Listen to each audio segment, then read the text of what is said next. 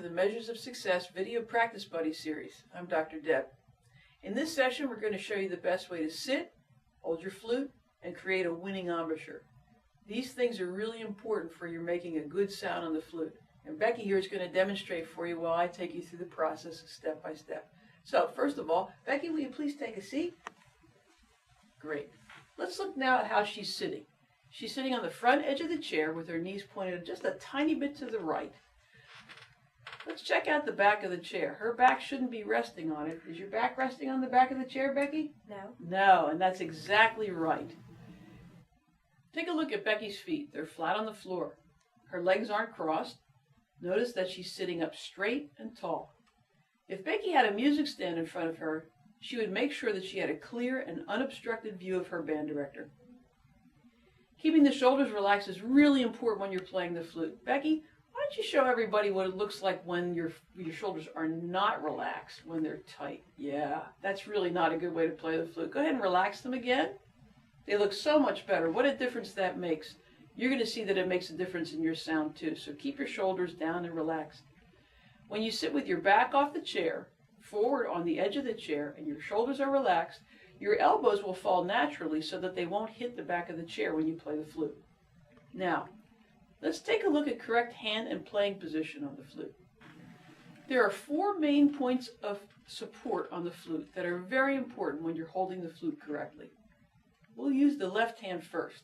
Support point number 1 uses your thumb, placed on the underside of the flute so it can easily control the B and the B flat keys. Support point 2 uses your right thumb, which is placed on the underside of the flute between the F and the E keys. Support point 3 uses the large palm knuckle at the bottom of the left index finger. Becky's going to show you where that is. This palm knuckle will help you to steady the flute. With 3 of the 4 support points in place, check your fingers. The pads of the fingertips should be positioned in the center of each tone hole key. This is really important. As a beginner, you're probably using a closed hole flute. As you gain more experience, you'll want to move to an open hole flute. Practicing with good finger position will help you to make a smooth transition from closed to open hole. Support point 4 really is actually the lip area, so that's why we're going to focus on the embouchure right now. The embouchure is how you must shape your lips and the supporting muscles in order to create a good flute sound. Watch as Becky goes through her embouchure checklist. First, she's going to make sure that the embouchure hole on the head joint is centered with the opening between her lips. Then she rolls the head joint forward while keeping the embouchure plate on the bottom lip. Very good. Next, she makes sure that the corners of her lips are relaxed. Let's see, are they relaxed? Yeah, I think they are.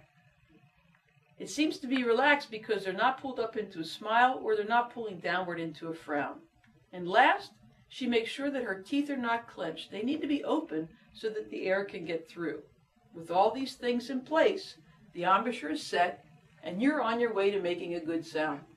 In fact, the next Measures of Success video practice series for flute focuses on creating a good sound. So check that out. On behalf of all the folks here at FJH Music and Becky, I'm Dr. Deb. Thanks for joining us.